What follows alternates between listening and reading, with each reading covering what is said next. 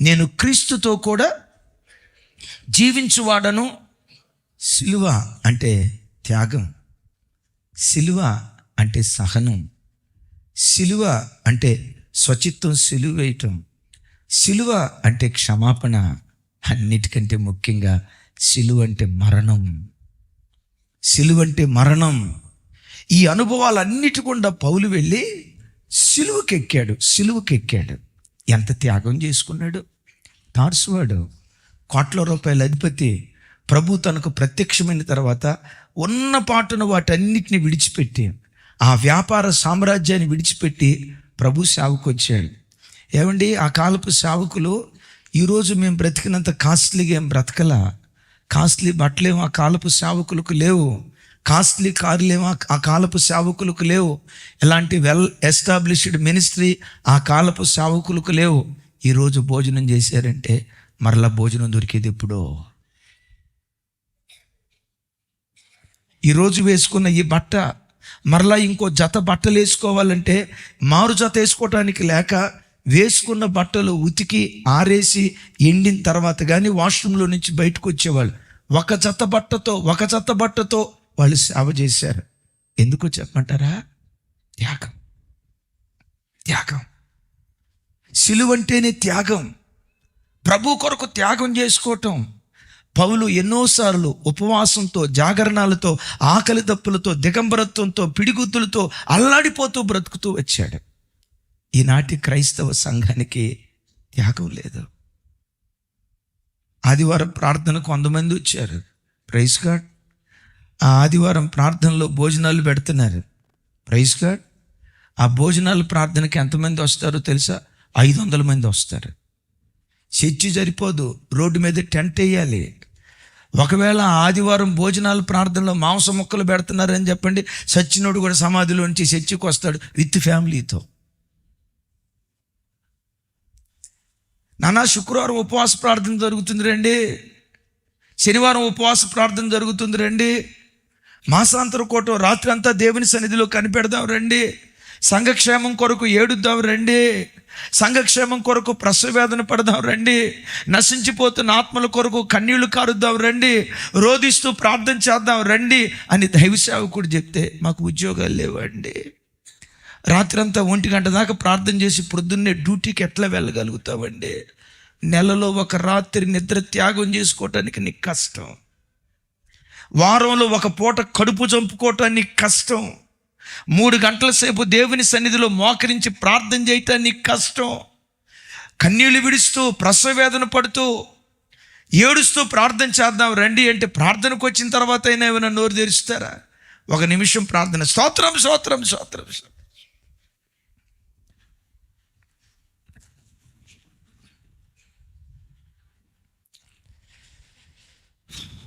ఈయనకి ఏం పని పాటలేదు, ఈయన ప్రార్థనలు అవసరమా? మన వడక మునిపే మన అక్కర్లా ఆయనకి తెలిస్తే ఈయన తేడవాలా? ఏది క్రైస్తవ్యానికి త్యాగం? అదోనీరామ్ జడ్సన్ ఓ భక్తుడు ఇలా అంటాడు. ఆయన ఎప్పుడు మాట్లాడుతూ త్యాగం లేకుండా ఎవడికి విజయం రాదు, త్యాగం లేకుండా ఎవడికి విజయం రాదు. చూడండి, there is no success without sacrifice. If you succeed without sacrifice, it is because of someone has suffered before you.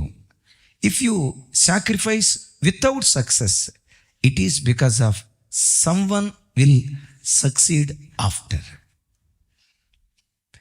Sacrifice లేకుండా ఎవడు విజేత కాలేడు, సక్సెస్ కాలేడు. ఒకవేళ ఎవడైనా సాక్రిఫైస్ చేయకుండా విజేత అయ్యాడంటే దాని అర్థం ఏంటో తెలుసా?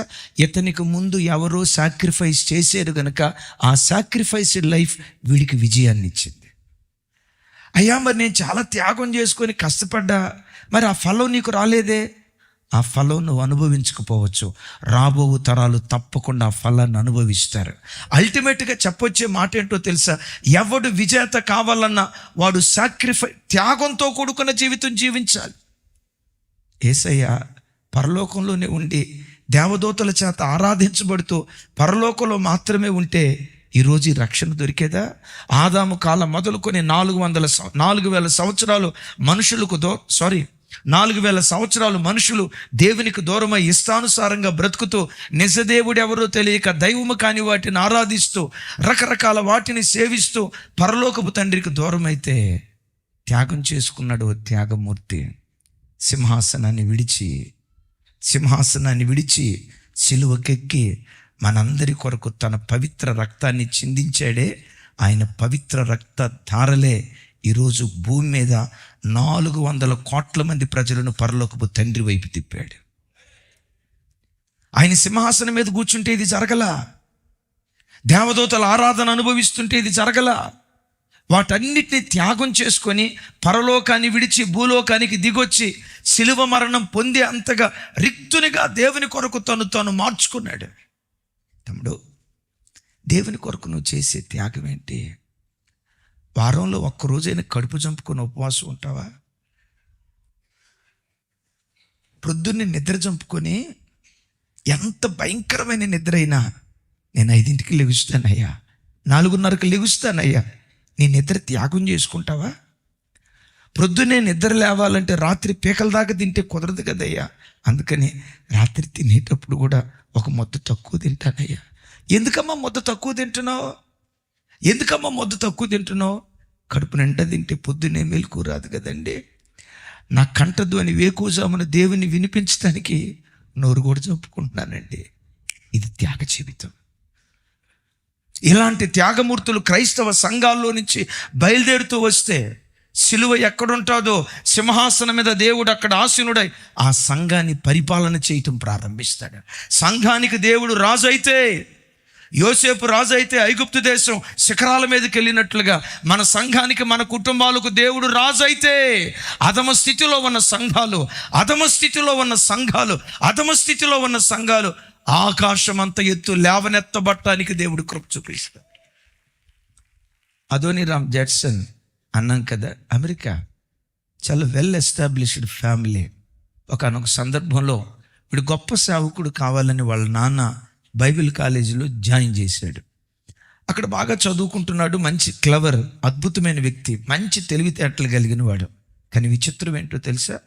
అక్కడ ఒక చెడ్డ స్నేహితుడు కలుసుకొని, పిచ్చోడ దేవుడు లేడు, దయ్యం లేదురా, ఉన్నదంతా సైన్స్ రా, పిచ్చోడా అని చెప్పి కొన్ని భయంకరమైన మాటలు చెప్పి ఇంత భక్తి కలిగిన వాడిని లోకం వైపు తిప్పాడు.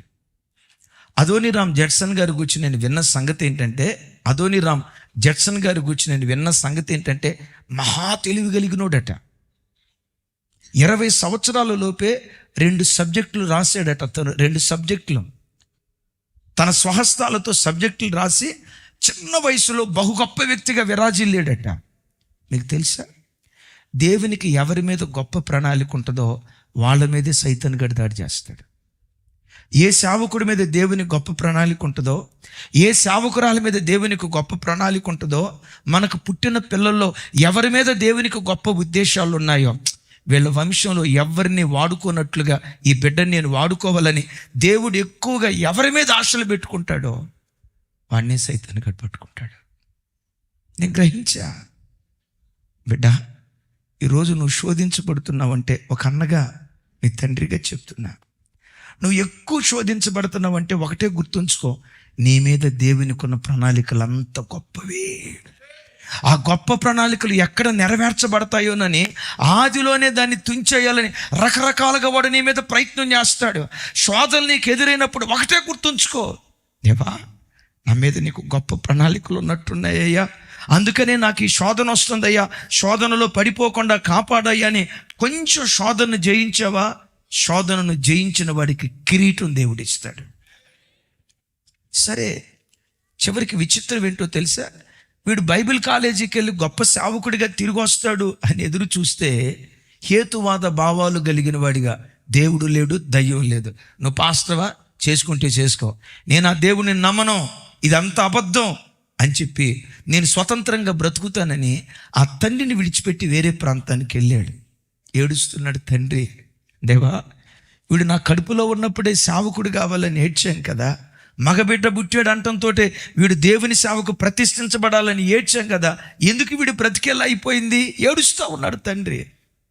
వెళ్తున్న పట్టణంలో అక్కడ బ్రతకలేక అదోనీరామ్ జడ్సన్ అక్కడి నుంచి వేరే ప్రాంతానికి వెళ్తున్నాడు.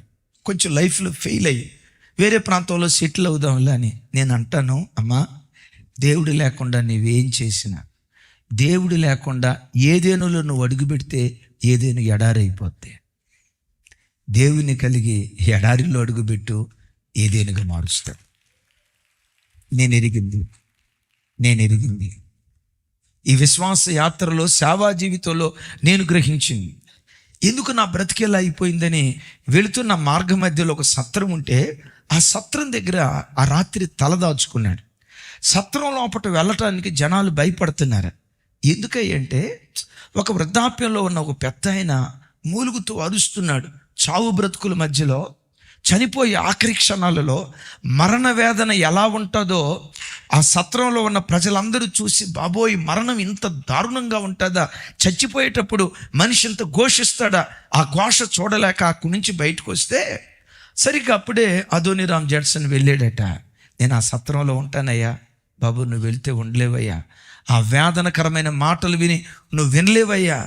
నేను చాలా ధైర్యవంతుడు సార్, నేను ఇలా భయపడేవాడిని కాదు సార్. నా నమ్మకం దయ్యం లేదు, దేవుడు లేడు. ఇక దయ్యం లేదు, దేవుడు లేడు అనేవాడికి భయం ఎందుకు ఉంటుంది సార్? నేను వెళ్తాను సార్ సత్రంలోకి అని మొత్తానికి ఆ సత్రంలోకి వెళ్ళాడు. అవతల గదిలో చావు బ్రతుకుల మధ్యలో కొట్టుమిట్టాడుతూ కేకలు వేస్తున్న ఈయన ధైర్యంగానే ఉన్నాడు. కానీ ఆ కేకలు విని నిద్ర పట్టట్లా.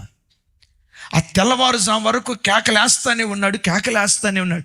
ఏమిట్రా ఇంత కేకలేస్తున్నాడు అని చెప్పి ఆ కలత నిద్రతోనే రాత్రంతా జాగారణం చేశాడు. యువతుల వైపు గదిలో తెల్లవారు ప్రాంతంలో కేకలు వేస్తున్న స్వరం మోగబోయింది. సత్రం యజమాని వచ్చాడు.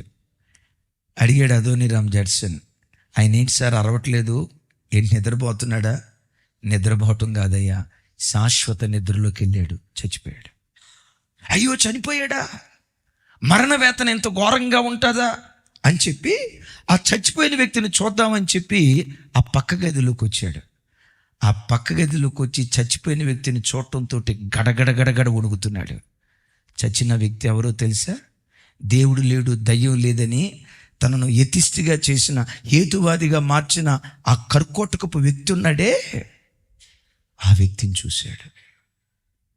నేను ఎంతోమంది క్రైస్తవుల మరణాన్ని కళ్ళతో చూశా. సంతోషంగా మరణించిన వాళ్ళు ఉన్నారు, ఆనందంగా కళ్ళు మూసిన వాళ్ళు ఉన్నారు. ఈయన ఎంత వేదనతో చనిపోయేటప్పుడు ఎందుకు ఇట్లా కేకలేశాడు? చనిపోయిన తర్వాత తానేమవుతాడో నిరీక్షణ లేదు గనక ఇలా కేకలేశాడని చెప్పి ఆయన మరణాన్ని కళ్ళతో చూసి గుండెలు బాదుకుంటూ ఏడుస్తూ ఆ వ్యక్తి ఉన్నపాటున తన మనస్సు మార్చుకొని దేవుని కొరకు బ్రతుకుతానని తీర్మానం చేసుకున్నాడు. నాన్న దగ్గరికి పరిగెత్తుకుంటూ వచ్చాడు. నాన్న, నన్ను క్షమించు, నేను తప్పు చేశా, అయ్యో ఇలా చెడుగా ప్రవర్తించా, నన్ను క్షమించు నాన్న, దేవుడున్నాడు, ఇది నిజం, ఇక నేను బ్రతికితే దేవుని కొరకే బ్రతుకుతానని తీర్మానం చేసుకొని భారతదేశానికి సువార్థికుడిగా తన భార్యతో కూడా వచ్చాడు. భార్య నిండు గర్భిణి. ఆ రోజుల్లో కొన్ని పరిస్థితులను బట్టి ఇక్కడ సేవ చేయడానికి అనుకూలత లేక కలకత్తా నుంచి బర్మా దేశానికి వెళ్ళాడు. వెళ్ళే పరంపరలో ఆ ఓడ ప్రయాణంలోనే భార్య డెలివరీ అయింది. డెలివరీ అయిన పాప అనారోగ్యంతో చనిపోయింది. ఆ చనిపోయిన పాపని చనిపోయిన పాపని సముద్రంలోనే సమాధి చేశారు. బర్మా వెళ్ళాడు. ఆ రోజుల్లో బౌద్ధ ప్రాంతం చాలా కరుడుగట్టిన ప్రాంతం. ఎవరైనా బౌద్ధత్వంలో నుంచి వేరే చోటకు వెళ్తే నిర్దాక్షిణ్యంగా చంపేవాడు బర్మా రాజు. అయినా దేవుని గురించి ప్రకటించాడు. 7 సంవత్సరాల ప్రకటన మూలంగా ఒక్క వ్యక్తి మారు మనసు పొందాడు. ఆ ఒక్క వ్యక్తి 16 మంది అయ్యారు. 16 మంది బౌద్ధులు యేసు ప్రభువును తెలుసుకున్నారు అన్న సంగతి తెలిసి ఆయన్ని జైల్లో వేశారు. 20 నెలల పాటు జైల్లో. ఆ రోజుల్లో జైల్లో ఉన్న నియమం ఏంటంటే, జైల్లో ఉన్న వారికి వారి ఇంటి వారే భోజనం పెట్టాలి. వీరుండేది ఎక్కడో కొన్ని కిలోమీటర్ల దూరం. తన భర్తకు భోజనం పెట్టడానికి ఈ తల్లి క్యారేజీ తీసుకొని నిండు గర్భిణిగా ఉండి కొన్ని కిలోమీటర్ల దూరం ప్రయాణమై భర్త క్యారేజీ ఇచ్చేది. భర్త జైల్లో ఉన్నప్పుడు, అయ్యా, బర్మా దేశంలో బర్మా భాషలో బైబిల్ ట్రాన్స్లేట్ చేద్దామని మనం అనుకున్నాం కదా, భయపడద్దు, సంఖ్యలు చూసి కలవరపడద్దు, చెరసాలను చూసి ఏడవద్దు, ధైర్యం తెచ్చుకొని ఈ ఖాళీ దినాల్లో జైల్లో ఉన్నావు కదా, బైబిల్ బర్మా భాషలోకి తర్జుమా చేయయ్యా. నా భార్య ఏ రోజు మన బ్రతికిందుకు ఎట్లయింది, అమెరికా దేశంలో ఎంత సుఖంగా బ్రతికేవాళ్ళం, ఎంత సౌఖ్యంగా బ్రతికేవాళ్ళం, దేవుని నమ్ముకొని దేవుని సేవకు వచ్చి మనకు వచ్చిన కర్మ ఇదేంటి. ఒక్కరోజు అలా పదే పదే అనేదట భర్తతో, పదే పదే అనేదట, Adoniram never give up, never give up. వెనుదిరగొద్దు, వెనుదిరగొద్దు.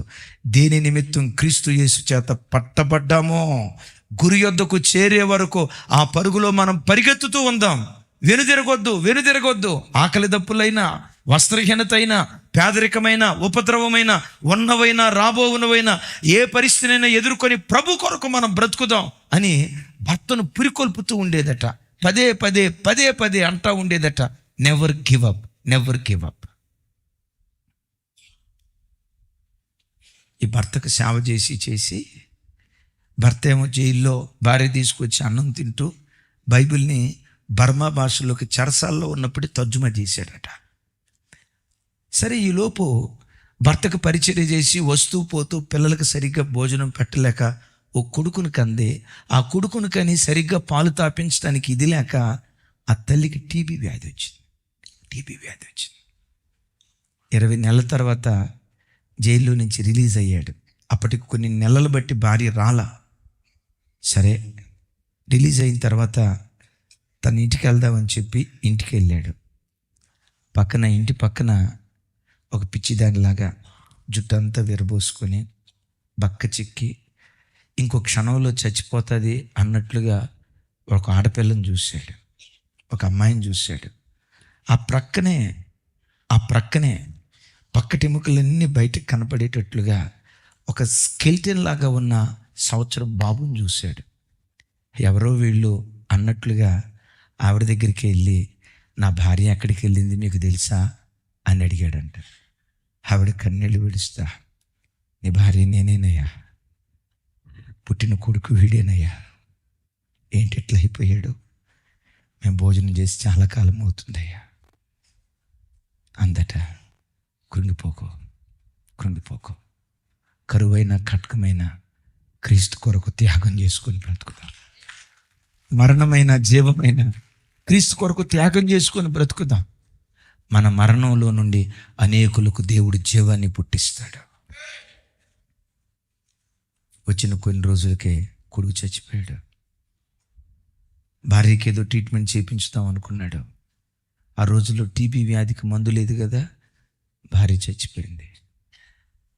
4 సంవత్సరాల పాటు బర్మాలోని ఒక ప్రాంతానికి వెళ్ళి ఏకాంతంగా ప్రభుతో గడుపుతూ ఏడ్చి, దేవా, నా భార్య చచ్చిపోయినందుకు నేను ఏడవట్లా, నా కొడుకు కూతురు చచ్చిపోయినందుకు నేను ఏడవట్లా, ఈ ప్రాంతాన్ని నీ సొంతం చేయలేకపోయానయ్యా, 7 నీ కొరకు నేను సంపాదించగలిగానయ్యా, 7. ఇన్ని సంవత్సరాలు కష్టపడి ఈ దేశంలో 3 చనిపోతే మా 3 మరణం కేవలం 7 మాత్రమే జీవాన్ని పోసింది. పర్వాలా, ఈ ఒంటరితనంలో నేనేం చేయాలి? అప్పుడు ప్రభు చెప్పారట, కొంచెం కాలం ఓపిక పట్టు, బైబిల్ బర్మా భాషలో కొన్ని ఇంకా తర్జుమా చేయలేదు కదా, అవన్నీ తర్జుమా చేయి.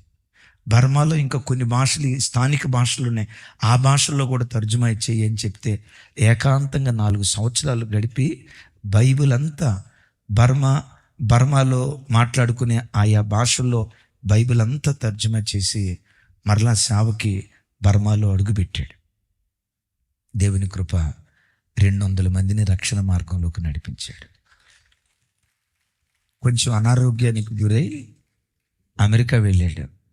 కొంచెం ఆరోగ్యం కుదుట పడిన తర్వాత చుట్టూతో బంధువులు అన్నారు, రే ఇక్కడే ఉండరా, వృద్ధాప్యం వచ్చింది, కనీసం మా కళ్ళ ముందు చనిపోతే మా చేతులతో సమాధి చేస్తావురా, వెళ్ళొద్దురా నువ్వు, బర్మా దేశానికి చాలు, చేసిన సేవ చాలు, నువ్వు మాతోనే ఉండు. తోబుట్టులు ఏడ్చారు, అన్నలు ఏడ్చారు, అక్కలు ఏడ్చారు, బంధువులు ఏడ్చారు, మాతో పాటు ఉండరా, అక్కడ చనిపోతే నేను సమాధి చేసేది ఎవర్రా అన్నాడట. దేని నిమిత్తం క్రీస్తు యేసు చేత నేను పట్టబడ్డాను, దాన్ని పొందుకోవాలని గురి దగ్గరికే నేను పరిగెత్తుతాను, దేవుడు అప్పగించిన పని దగ్గరికే నేను వెళ్తానని ఆరోగ్యం కుదుటి పడిన తర్వాత బర్మా దేశానికి వచ్చాడు. కష్టపడి సేవ చేశాడు, అనేక మందిని ప్రభు తట్టు త్రిప్పాడు. ఇక వృద్ధాప్యానికి వచ్చాడు. కనీసం చనిపోయే ఆఖరి క్షణాల్లోనైనా అమెరికా దేశంలో చనిపోతే వాళ్ళు సమాధి చేస్తారులే అని చెప్పి మరలా సముద్రంలో ప్రయాణమే వెళ్ళాడు. వెళ్తుండగా మార్గ మధ్యలోనే సముద్రంలోనే చనిపోయాడు. జరిగింది ఏంటో తెలుసా? తన భార్య డెలివరీ అయినప్పుడు మొదటి డెలివరీలో కుమార్తెను ఏ సముద్రంలో సమాధి చేశారో అదోనీరామ్ జడ్సన్ని అదే సముద్రంలో సమాధి చేశారు. ఈరోజు బర్మా దేశంలో 40 లక్షల మంది క్రైస్తవులు ఉన్నారు. 40 లక్షల మంది క్రైస్తవులు ఉన్నారు. చప్పట్లు కొట్టారు కదా. క్రీస్తు కొరకు నువ్వు చేసే త్యాగం ఎంత? కనీసం నీ రాబడిలో 10వ వంతు దేవునికి ఇవ్వగలుగుతున్నావా? కనీసం నువ్వు ప్రాణం పెట్టేంత గొప్పదానివి కావాల్సిన అవసరంలా. సమయం వస్తే పెట్టు. నువ్వు ప్రాణం పెట్టేంత గొప్పోడు కాకపోయినా నీ రాబడిలో నా దేవుని సేవకు నా కష్టార్జితం వాడబడాలి. దేవుని రాజ్య వ్యాప్తి కొరకు నా శ్రమ ఉపయోగపడాలని కనీసం నీ కష్టార్జితంలో దశంభాగమైన ఇవ్వగలిగే వ్యక్తిగా ఉన్నావా? వారంలో ఒక్కరోజైనా కడుపు చంపుకొని ఉపవాసం ఉంటున్నావా? నువ్వు ప్రాణం పెట్టకపోయినా పర్వాలేదు, కనీసం నిద్రైనా చంపుకొని దేవుని సన్నిధిలో ప్రార్థన చేయగలుగుతున్నావా? క్రైస్తవ్యం సుఖభోగాల్లో బ్రతికేది కాదు, తను తాను త్యాగం చేసుకునేది క్రైస్తవ్యం. దేవా, నా యవ్వన బలం నీ కొరకు ధారపోస్తా యేసయ్యా అని నువ్వు సిలువుకు అప్పగించుకో. దేవుడు నీ హృదయ సింహాసనం మీద ఆసీనుడై నిన్ను పరిపాలన చేయటం ప్రారంభిస్తాడు. పాత విశ్వాసులందరూ దీనికి సాక్షులు. మేము సేవ ప్రారంభించిన దినాల్లో డేజక్క కొనిపెట్టిన ఆటో ఒకటి ఉండేది. ఆ బ్లాక్ ఆటో మీద ఉదయం 8ంటికి మేము బయలుదేరితే జస్ట్ టిఫిన్ చేసేదక్క. ఆ టిఫిన్ కొన్నిసార్లు చేయకుండా ఉండేవాళ్ళం. 8-9ంటికి బయలుదేరితే మేము రాత్రి తిరిగి ఫేతంకి వచ్చేది ఎన్నింటికో తెలుసా? 10:30-11ంటికి. మధ్యలో ఆకలి అయ్యేది. హోటల్కి వెళ్ళిన జ్ఞాపకం లేదు. ఒకవేళ వెళ్ళాలన్న ఆ రోజు హోటల్కి వెళ్ళి తినగలిగేంత సామర్థ్యం కూడా లేదు. హోటల్కి వెళ్ళటం పాపం అన్నట్లుగా ఎంచుకున్న దినాలవి. హోటల్కి వెళ్ళేవాళ్ళం కాదు. ఉదయం 9ంటికి వెళ్తే మధ్యాహ్నం 1-2 ఆ ప్రాంతంలో షాపూర్లోనూ చింతల్లోనూ జాంకాయలు ఉంటే జాంకాయలు కొనుక్కొని హెచ్ఎంటి జంగిల్ ఉంటుంది చూసారా? హెచ్ఎంటి జంగిల్, నేను దైవజనరాలు ఆ చెట్టు దగ్గరికి వెళ్ళి జాంకాయలు తిని పచ్చి మంచినీళ్ళతో మిగిలిపోయిన దినాలు ఉన్నాయి. నిండు యవ్వన వయసు. భోజనం దొరికిందంటే ఆవురావురమంట కడుపు నిండా తినే వయసు. ఈ కడుపు ఎంత కాల్చుకున్నామో. డబ్బున్నా సేవకు అవసరంగా దాన్ని కడుపు చంపుకొని ఎన్ని త్యాగాలు చేసుకున్నామో. నేను ప్రకటించే నా దేవుడు దీనికి సాక్షి. ఒకసారి నేను సేవకురాలు షాపూర్ వచ్చాం. విపరీతమైన ఆకలి అవుతుంది. 2:30-3 అవుతుంది. అప్పటికి ఆల్రెడీ చెమటలు పడతా ఉన్నాయి. ఆ రోజుల్లో మన ఎస్తేర్ సిస్టర్ జాన్పాల్ అన్న వాళ్ళ ఇంటికి దగ్గరలో ఒక సహోదరి ఉండేది. అప్పుడు వాళ్ళ ఇంటికి వెళ్ళినప్పుడు ఆ సహోదరి అప్పుడప్పుడు ప్రార్థన చేయించుకునేది. సరిగ్గా షాపూర్ ఏమంటారు, అక్కడ ఒక పార్క్ ఉంటుంది చూసారా? పార్క్ ఇప్పుడు శుభం హోటల్ ఉంది చూసారా? ఆ శుభం హోటల్ ఎదురుగా ఒక పార్క్ ఉండేది. అక్కడ సరిగ్గా ఆ ప్రాంతంలో జాంకాయలు కొనుక్కుందామని చెప్పి వెళ్ళాం. జాంకాయలు కొనుక్కునే లోపు ఆ తల్లి మమ్మల్ని చూసి, అన్నయ్య వందనాలు అన్నయ్య, మా ఇంటికి రండి అన్నయ్య, మీరు అడుగు పెట్టాలా, ప్రార్థన చేయాలన్నయ్య అంది. అడుగు పెట్టాలా, ప్రార్థన చేయాలంటే వాళ్ళ ఇల్లేమో 4వ అంతస్తు. ఇప్పుడు ఏమో చెమటలు పడుతుంది. ఇప్పుడు ఉన్న ప్రాణం పైకి 4వ అంతస్తు ఎక్కేసరికి ప్రాణం పోయేటట్టుంది. అన్నయ్య, దేవుడు నన్ను ప్రేరేపిస్తున్నాడు అన్నయ్య, మిమ్మల్ని చూడటంతో పిలవాలనిపించింది అన్నయ్య, మా ఇంట్లోకి వచ్చి ప్రార్థన చేయండి అన్నయ్య. ఏం చేయాలో అర్థం కాక ఉసూరుమంట ఊగులాడితే పైకి వెళ్ళటంతో, అన్నయ్య ఈరోజు మా బంధువులు వస్తారని వాళ్ళకి భోజనాలు ఏర్పాటు చేసాం అన్నయ్య, మా బంధువులు రాలేదన్నయ్య, మిమ్మల్ని చూడటంతో మీకు భోజనం పెట్టమని దేవుడు ప్రేరేపించాడు అన్నయ్య. అన్నయ్య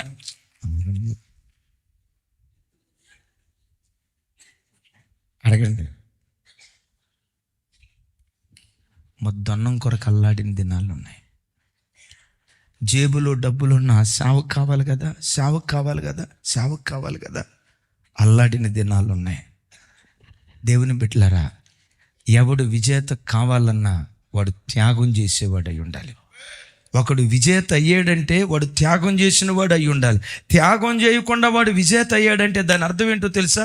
గతంలో ఎవరో త్యాగం చేసి ఉంటారు, వాని త్యాగపు పునాదుల మీద వీడి సుఖాన్ని అనుభవిస్తున్నాడు. అయ్యా నేను ఎంతో త్యాగం చేసుకున్నా, మరి నాకు ఫలం రాలేదు అని అంటావా? ఈరోజు నువ్వు చేసుకున్న త్యాగం రాబో తరాలకు విజయానికి కారణంగా దేవుడు మారుస్తాడు. హృదయపు సింహాసనం మీద నువ్వు కూర్చొని ఇప్పుడేం ఆర్డర్ చేద్దాం? బిర్యానీయా? తమ్ముడు స్విగ్గీ నెంబర్ ఎంత? స్విగ్గీ. ఇంకోటి ఏంటి? టమాటోనా? తినొద్దని కాదు, తినేటప్పుడు తినండి, కడుపు మార్చుకునేటప్పుడు మార్చుకోండి. క్రైస్తవ్యం అంటే సుఖభోగాల్లో బ్రతికేది కాదు, సిలువకెక్కాలి. సిలువ త్యాగానికి గుర్తు.